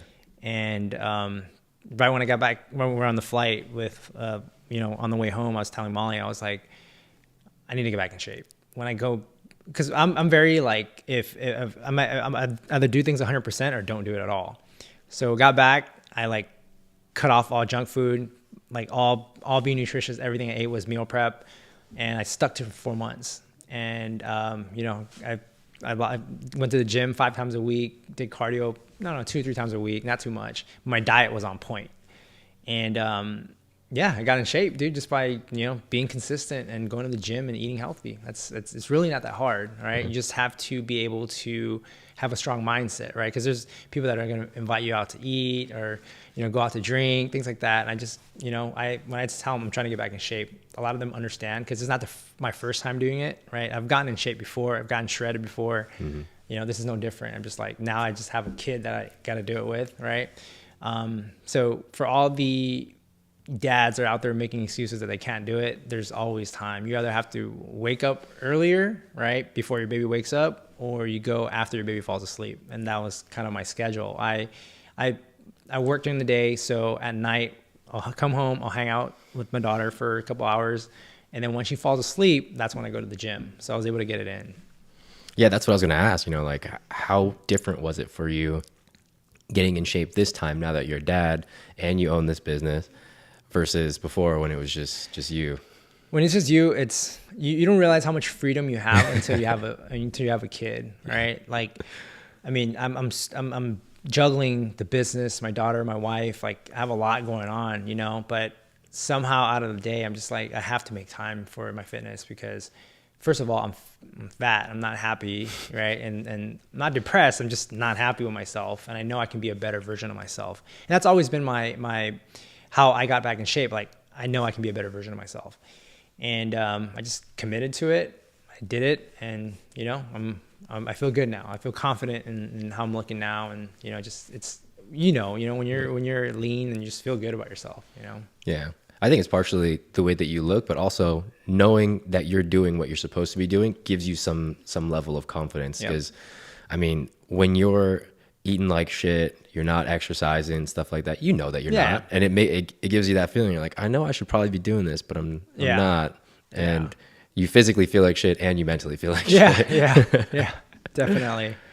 Yeah, so like I even now, like I'll cheat. The way I've gotten to where I want to be, so my cheat meals are like once a week now, and I've gotten to that point, right? For 6 days out of the week, or 6.5 days out of the week, I eat pretty damn clean, and then the 1 day out of the week, I'm gonna eat whatever I want, anything I want, and not feel guilty about it. Yeah. So. Yeah, it's funny because, people would think that because you own a healthy food restaurant or an online fitness coach is an online fitness coach and they've gotten in shape before, that they wouldn't be fat. But sometimes, man, like life gets you. Oh, yeah, absolutely. You just get comfortable because you're like, nobody really cares. Or, well, at least you tell yourself that. Yeah. But then you figure out that you care. Oh, yeah, for sure. So what's been one of the biggest wins for you as an entrepreneur? Wins.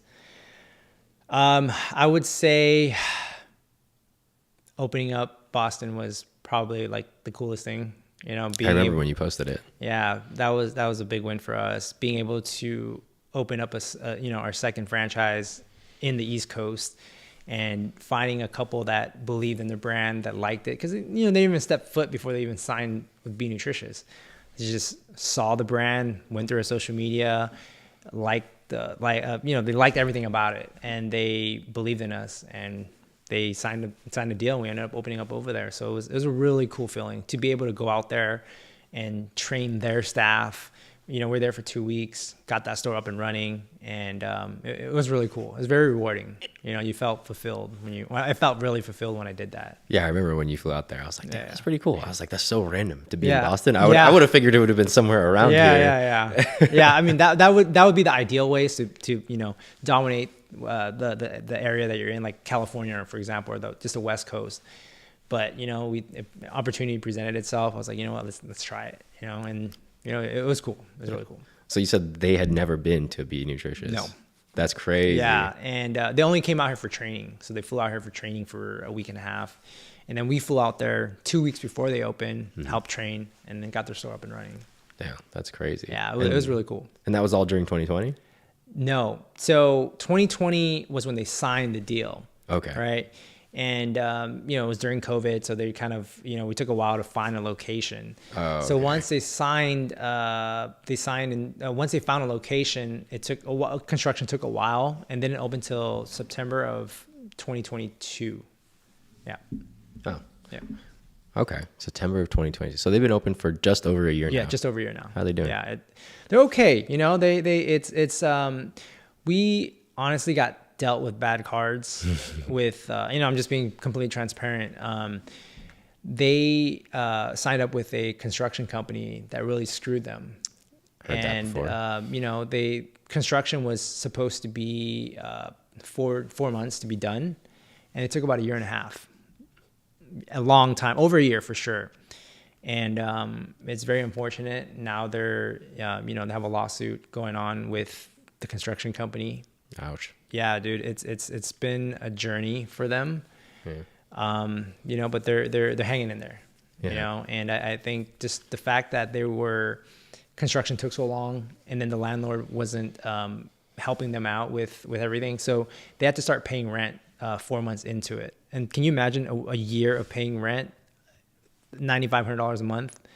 That's and no cash flow coming in. That's, you already start off it's a bad start, and, but they're getting through it, and it's been a journey for them. It's been a journey for us. Like, I coach them, I consult with them, and, I feel like I've been, like a therapist in some ways, but they're awesome people, and I'm 100% confident they're going to get through on the other end and win this lawsuit. So.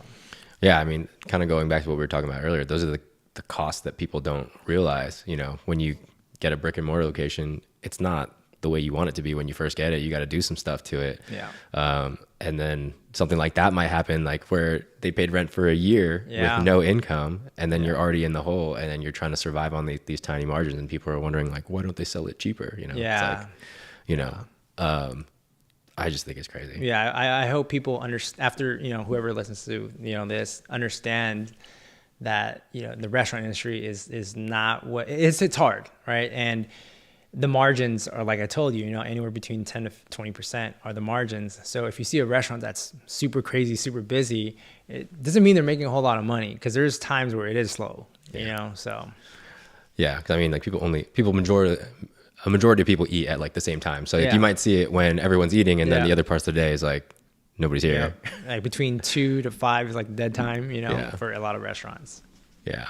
And I think the same thing is, like, people always want things to be cheaper, or they want to be paid more in the business. And it's just kind of like, don't understand the cost. Like, there would be no business if I paid you more. Yeah. So maybe you get a little bit more for a few months, and then you're gone because I can't afford you anymore. Well, you look at California, they're making minimum wage $20 an hour for fast food.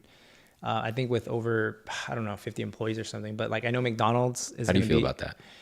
It's going to affect. I'm not too worried, because everybody makes over that in my establishment. Oh shit! Everyone makes good money over there at my store.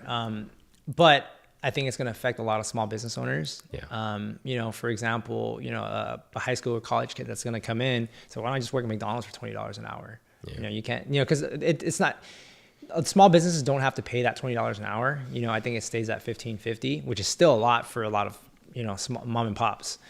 But I think it's really going to affect all the smaller guys for sure. Because finding labor already is a challenge itself. And when they can just go to, you know, Chipotle or McDonald's and get $20 an hour, it's why not just work for them? Right. Yeah. Yeah. I think that's kind of like going back to the COVID thing. Yeah. Like people, they just, damn, brain fart. Yeah. Like, but, yeah, you know, people think that they're, you know, they're worth this amount of money or they don't want to work for anything. And that puts way more stress on a small business than it does the big box business. Yeah. Because like, sure, Walmart doesn't want to pay you that much more, but they could. Yeah. And during COVID, like, you know, what are you supposed to do? Yeah. Like if you're a small business living on thin margins, just because you own a business doesn't make your like, I mean, it's not like Instagram where everyone's a small business owner, they're driving Lambos.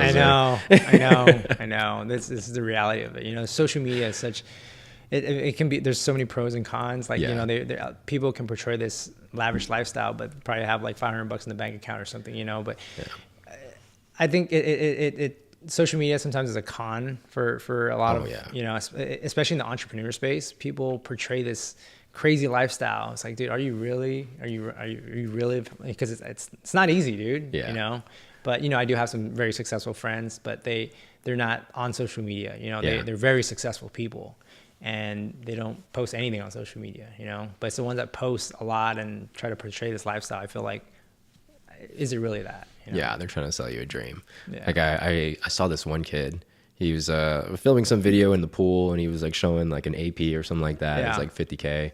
And he was like, if you want to learn how to get 50K, basically doing nothing, DM me. All I did was I set up a business, an EIN and all that stuff. And then I got a business loan, cashed it out. And now I have 50 grand and I'm just going to file bankruptcy on the business. I was like, that's fraud, bro. Like, that's the dumbest advice ever. Was this an ad? I don't know if it was an ad, but it was a post. And he was for real. And he was like, you know, DM me cash or whatever the hell it was if you want to learn how to do this. I was like, bro, that's how you go to jail. Like, that's terrible advice. Wow. Yeah. I've never seen that one. That's nuts. Yeah. So don't listen to everything on Instagram. Yeah, I know, right? Or TikTok. Yeah. Well, it's funny, you know, like the people that are the loudest are typically the ones that are the liars, you know, like the couple pages that they're like, oh my God, I love you so much. And then you find out that they hate each other. Yeah. They just make the videos. Or, you know, like the business people that are like, oh dude, I'm swimming in cash. And they're just paying every dime they have to lease that Lambo, hoping that you'll buy something from them. That's crazy, man. So I wanted to ask, how did you get into competing? You said you were into like Mike Chang, because that's how I found out about you. You're more OG than I am. Oh my. So like, it's weird because a lot of people are like, oh yeah, dude, you're like an OG. I'm like, I'm not that old, bro. I started when I was young. So my first show was 2013. Yeah, you're more OG than me. Yeah. So I think it was men's physique, class E or D. I don't remember. Class E, I think it was. But I didn't plan to get into competing. I just wanted to get in shape. Yeah. And I was like, you know what? I've always wanted a six pack, like a real six pack. And I don't know if you remember, but there's this guy, he was a bodybuilder, Little Mike or something Mike. Mighty Mike? Yeah. He was under Omar back then. Yeah. Okay. So I saw him. I was like, damn, dude, this guy's in good shape. And I want to look like that. You know? Yeah. I mean, obviously I'm not going to look like that. Yeah. He's jacked. Yeah. But, so I got in touch with Omar. Okay. And he was like, yeah, I can get you in good shape or whatever. And so he gives me a meal plan. I follow it. And he was like, you're going to compete. What? And I committed to a show, and I just, you know, I did the show, and I actually did pretty good. You know, I think it was like out of 17, I got like 4th place or something. Yeah, I remember. Yeah. It was like, it was summer in San Diego, NPC show. Okay. Yeah. Was it just one? I thought you did a couple. I've done 4. Yeah, I feel like 4. You did like the Ferrigno Legacy or something. Yeah, that one. That was my last one. Okay. Yeah, that one was fun. I didn't do so well in that one, but like I looked the best in that one. Okay. That class was stacked, dude. But yeah, that's how I got into competing. You know, Omar just told me like, you're gonna compete. I was like, all right, cool, let's do it. I just committed to it. Okay. Have you ever thought about competing again? No. It's a different game now. Dude, it's hard. I mean, the lifestyle's just, I'm not, my thing was doing these things as a bucket list item, right? Just to try it out. But the lifestyle is not easy. Like you have to commit to, every ounce that you eat and, the cardio and like, I don't look forward to that. So I'm just like, nope, not going to do it. What did you think about it when you stepped on stage for the first time? It was cool. It was very nerve wracking when you first do it. I know I screwed up my posing. I know that for sure. For sure. But the one thing I regret about competing is developing body dysmorphia. That is a thing. It's a real thing, man. Yeah. Like I back then I remember, dude, funny story. So I hired a trainer. And this was when I thought I was in good shape, right? He goes, "Oh, what do you feel like you need to work on?" I was like, "Nothing, dude." I was like, nothing. I literally felt like that, Yeah. I was so ignorant to, I don't know, I was like, "Yeah, nothing." I felt like great, I literally thought that, And that's how stupid I was, bro. Like I didn't, but then when I competed, that's when I realized like, oh, I got to work on this, I got to work on that, and it kind of screwed up my relationship, like with food sometimes too. And that's one thing, dude, that I do regret about competing. But one thing it did teach me was, to have discipline. Yeah, that is funny. That's one of the things that I really try to hammer across to my clients is like, you're going to see yourself at this peak.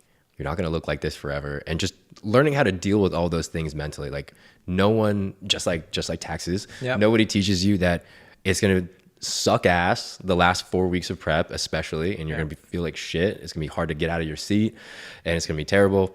Then you're going to go and compete and you're going to be on this high of highs because you're like, dude, I look great. And peaking for a bodybuilding show, like you don't even look like that walking around. You just see yourself as the pinnacle of what you could look like if you did it right. And then all of a sudden you eat whatever you want for a day or two and then you look horrible. I mean, horrible by the standards that you just set like 2 days ago. And then you have this thing where in your head what you could look like, but you just don't understand that. Like people tell you you're not going to look like this forever, but it just doesn't hit you. And then if you have one of those hard preps where your diet is so extreme, you weren't mentally ready for it, and you end up binging afterwards, you go from one extreme of looking amazing and feeling like shit, and then the other extreme of feeling full and then looking like shit, and then now you feel like shit. And I think that's one thing that a lot of coaches didn't really prep you for is post binge eating. Bro, after my first show, I ate so much, and like I ate to the point where it hurt. I don't know how to explain it. It just like hurt when I poke at it. You know? And it's my favorite. I look back at a selfie that I took the day after the show, right? Because I ate so much at that night. And at that time, mentally, I was like, damn, I'm so fat already. I look back at it, I was like, it's really not even that bad, you know? But mentally, you're I don't know, you just see things differently, Yeah, I mean, that was one of the harder parts for me when I was competing because, I was like doing it at like the top of the game. I mean, the top for me. But, you see yourself, and as a bodybuilder, you're so hypercritical of yourself because everything is about how can I get better? How can I get better? How can I get better? So every day you look at yourself, you're like, my abs are a little bit watery here. I'm a little bit flat here. I can round my delts out more here. And so I would take pictures and I'd be like, that looks like shit. And then, 3 months after your show, when you're like a little bit fatter again, you look back, you're like, damn, dude, I look sick. Why didn't I post that? That's like, it looks so good. And you look down at yourself, you're like, oh man, I fucked it up. Oh man. So did you do Muay Thai before bodybuilding? Yes. Or was that after? Muay Thai before. Okay. So you did Muay Thai, then you did bodybuilding, and then you went back to Muay Thai. Yeah. So I've always trained Muay Thai over the, past, 10 years or whatever. I started 2011. That's how I lost weight, was doing Muay Thai and running. Right. Okay. So that made you feel like, I don't need to work on anything. Yeah, maybe. Yeah, possibly. But Muay Thai really got me in shape to get, lean. That's how I lost all my weight, was doing Muay Thai. It's hard. Yeah. And, I've done a few like smoker fights and things like that. And it's always, for me, like, I've always loved anything. Sorry, like. Comment below fights if you want to see Brian's fights. Oh gosh. No, I've done a few smoker fights and stuff. And to me, it's fun, you know, and like the adrenaline that you get from it, it's crazy, bro. I don't know how to explain it. Like, well, that's what I was gonna ask. What was it different? Bodybuilding and then doing Muay Thai? Night and day, because you're about to go in the ring and someone's gonna want to whoop your ass. Yeah. And I remember pre-fight, like I was, after I weighed in, you're supposed to eat after, right? Like I had no appetite. I was just like I forced myself to eat, but I had no appetite. And I remember I had to pee so many times before the fight. Like I didn't even have anything to pee. I just kept going. Yeah. And once after the first round, that's when all the adrenaline, like you do the adrenaline dump the first round, and then after that you calm down and you know what you're doing, but the first round was like everything leading up to the first round, it was very nerve-wracking. Yeah, it's funny because you would never, like, people watching, I always hated when people are watching on the couch, they're like, this guy's so out of shape or this or that. I'm like, you have no idea. And like, because I did jiu-jitsu when I was younger, and then I was training MMA and Muay Thai like recently this year. Yeah. And you don't realize that being super reactive and just being like having all of your senses heightened when someone's about to punch you in the face, you get to the peak, and then all of a sudden you're like, oh dude, I'm so tired. Like you're breathing, like you wonder why people are breathing hard and they're just standing there like this, and it's just because you're trying to react to somebody's thing, and it's so exhausting. Dude, I've never felt so exhausted after the third round of my first fight. Like exhausted, dude. Like I literally couldn't barely. If you look up the video, I'll send it to you later. Yeah. You see me like dying to breathe, dude. Yeah. And my coach is like, throw your hands up. Like, but kind of like, after the fight, you're supposed to like, I'm the winner, And I was so tired, I could barely put my hands up, dude. It was bad. Yeah, it's funny because, people watch UFC and stuff. They're like, dude, it's only 5 minutes. Yeah. 5 minutes. It's like a 5-minute sprint. Yeah, dude. And it's worse. It's a long time. Yeah, dude. These guys, I actually love watching UFC too. And it takes a lot. Fight game is hard, bro. It's yeah, I can't even speak for those guys. That's their life, Yeah. I just do it for a hobby. Yeah. So. And like amateur MMA fights, they're like 2 or 3 minute rounds. Yeah, 2 minute rounds. So short. Yeah. But it's like an all out sprint of someone's gonna try to kill you for 120 seconds. You gotta do something. Oh man. Are you ever gonna do another smoker? Probably. Yeah, before I turn 40 for sure. I still have a few more years. One of the things on my bucket list, dude, is to go to Thailand and do a fight. Yeah, that's a bucket list item. I'm not trying to be a pro fighter. I'm not trying to do anything. I just want to do it as a bucket list item to say that I did it. Yeah. So that's how it was when I first started Muay Thai. I was like, I just want to do one fight, and I did it. So now I want to go to Thailand and do one just for fun. So. Oh, yeah. Okay, that'd be sick. I still want to go to Thailand. We're trying to have an Asia trip. You should. It's so cheap. Mostly want to go for the food. Not gonna lie. Food's amazing. Food is amazing. It's cheap. The most expensive thing is probably the flight ticket, bro. But everything else, it's awesome. I love Thailand. Yeah. Thailand. Are you a big foodie? I love food, dude. Like, Are you a picky eater? Picky eater? Yeah. No, not a picky eater. What's your favorite cheat meal? I know you have cheat meals. Like cheat meal, unrestricted. You won't feel bad after. You don't. Maybe it doesn't make you gain weight. Whatever. Pizza. Okay. So Molly and I will go to, like, when we want to like go ham. We just go to Blaze Pizza, get our own personal pizza. Oh, Blaze. Yeah, I love Blaze, bro. I love Blaze. It's not bad, but yeah. But that's, if I get pizza, that's where I'm going. I don't know. I just like it. As big as I know they're like a franchise company, but I love their food. Like, it's just good. I'll get Blaze, and then after we'll get boba after, and then just call it a night, and maybe a glass of wine at night, and then. What toppings do you put on there? I get like this everything. I'm not picky, like I said, but like I feel like I need to get everything to make it worth it. That's so Asian. I literally load it up with everything, dude. Yeah. All the meats, right? Because you know how they have all the bacon, chicken. I can put everything on there, dude. Yeah. The only one I don't put on there is garlic and the red peppers. That's it. You don't like garlic? The whole garlic, I don't like it. Like the roasted garlic? Yeah. Really? Like on the pizza, it just tastes weird to me. Molly loves it, but for me, it's like, I'll pass. But cheat meal, pizza, boba, and wine, I'm good. Okay. Red or white wine? Red. Okay. Yeah, like a cab or something. Okay. Yeah. I don't know my wines, but I like red wine. It took me a while to like wine. Yeah. But when I moved to Texas, I was hanging out with Molly's family the whole time. And every night we'd have a glass of wine with her dad. Oh, yeah. Dude. Well, when we were in Europe, wine was like amazing. Yeah. I felt terrible, but wine was amazing. Yeah. It's so good. Even like the house wine was good. Yeah. Do you think pineapple belongs on pizza? Yes. Absolutely. Yes. Ooh, absolutely. controversial. Huh? Ooh, controversial. Dude, I love pineapple on pizza. Pineapple, ham, and mushrooms, perfect. If I do a simple pizza, I'll Yeah. do pineapple, ham, and mushrooms.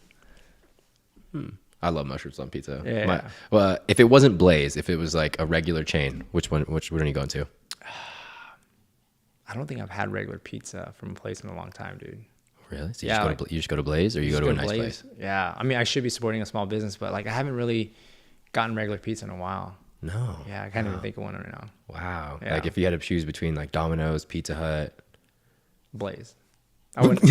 I wouldn't do Domino's or Pizza Hut. Papa John's. Okay, they're pretty good. Oh, Yeah, there's the a little OG more, Papa John's. They're a little is more good. expensive, but Yeah, OG Papa John's was good. And they had that garlic dip. yeah. The garlic dip is Fire, bro. Yeah. Fire. you are a foodie. I'll tell you. What's your favorite dessert? Are you a dessert person? Yeah, I love dessert, dude. My desserts are simple, like Yogurtland.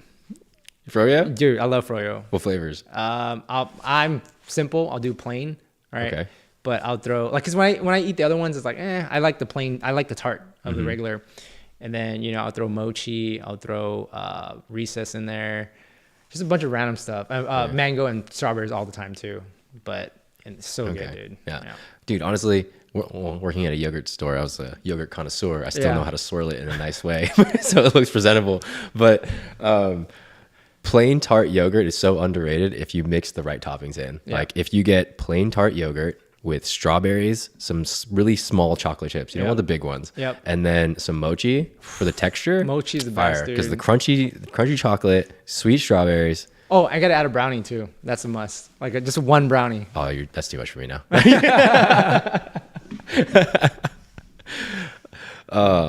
And then I guess kind of last question is like, what's it been like moving all the time? Because I've been moving a lot. You've been moving a lot. I feel like we've been switching places and stuff. Yeah, dude. It's. I mean, did we ever meet up in Texas? No. No, we didn't. Okay, we only met up in Hot Pot that one time. Yeah, I think that was the first time I ever saw you in person. Yeah. Dude, moving sucks, bro. It's so much work. Yeah. And over the course of the past 3 years or 3 years, we've been moving a lot. From OC to Texas and then back to California. It's been stressful, dude. Yeah. But it sucks. Do you like it here the most? Do I like California the most? Yeah. Yes and no. I don't know if I should say why I don't like it or what, but I think cost of living in Texas is it's definitely a lot better. For sure. There's no there's no income tax. Yeah. Just the quality of life is just a little different. Yeah. In California, it's just, everything's getting really expensive. Yeah, it is. Inflation through the roof. Food costs is crazy. Everything, gas. Yeah. I don't know. I like California because of the weather and the food. Yeah. Yeah. But Texas, the cost of living and the lifestyle it's easier. So was there like a lot of Asians where you lived? Yes. Okay. So when we were in Texas, we were in Carrollton, which is kind of the K town of Dallas. Yeah. And there was a lot of Asians. Okay. Yeah. And that was one thing when we moved to Texas. Like I want to be around good food, and we always had our boba fix or whatever we need to do. There was a lot of good Asian food in the area. Oh, okay. Yeah, because that's the big reason that Mary didn't like it there. Yeah. It's just when we Googled Austin, I had never been to Austin. Yeah. I'm kind of weird. Like I'll just move somewhere without ever having been there or seeing the place. Yeah. I just trusted her, and she was like, I Googled it, and it said Austin is one of the most diverse places in the country, and I was like, oh, okay, cool. Like whatever, she likes it there. It says it's going to be diverse. We get there, it's diverse for maybe anywhere other than California or New York. You know what I mean? Yeah. And then outside of that, it's like, I think she just expected that it was going to be similar to Orange County. Yeah, but I was like, it's really that's hard. majority Asian. That's not diverse. Yeah. It's really hard to like California has just there's just the weather and the food, bro. That's bottom line. It's hard to compare. How did you deal with the weather? Was it a big deal to you? No, in Texas? I'm very easygoing, bro. Like it can be hot or cold. I'm fine. You know, as long as I got, I don't know, food and I don't know, I'm cool. I'm very lax, you know, I'm a homebody sometimes, you know, so. Yeah, that's pretty much how I was, because I was like, you know, I'm pretty chill. I can be happy anywhere, so I didn't really care, and I didn't really mind the weather. I mean, the weather was pretty crazy. Yeah. Like, well, you know, crazier than California. Yeah. California's like, dude, I remember in the summer it was like 110 degrees for like 3 weeks straight. dude, yeah. In Austin, before we left, it was 108 degrees every day for like 2, almost 3 months. Yeah. And Mary's like, I hate it here. But, you know, electricity is also cheaper, so you can run that AC all day. Yep. So it's cool. It sounds like both our wives have the same stories, you know, like I hate it here. I hate it here. But I think that's more funny because Molly's from Texas. Yeah, I know. So she's like, I hate home. Yeah, pretty accurate. Yeah, Mary loves being here with the Asian. Like, we must have tried every single Viet place in Austin. Oh, wow. Every time she goes, it's okay. Yeah. Or it's all right, but I could get this for like $8 in Westminster. I was like, we're not in Westminster though, bro. Just take it for what it is. Be cool. Dude, you got some fun. Molly was literally the same way. We'll go out to eat somewhere. She's like, oh, it's not as good as California. I'm like, oh, God. I was like, set your like expectations low when you go and eat at a restaurant, because you're having way too much high expectations. Yeah. You know? Yeah. I mean, you're spoiled here with California and the restaurants. Yeah. Oh, man. Well, yeah, man. I appreciate you coming on. It's Absolutely, been a good chat. bro. Yeah. Where can everybody find you? Instagram at Boyan168, and then anything B Nutritious, it's going to be at B Nutritious Meals, and yeah, you know, that's you can DM me through there, and I'll respond if they have any questions. Yeah. Ask for a franchise or ask for his fights. Let's go.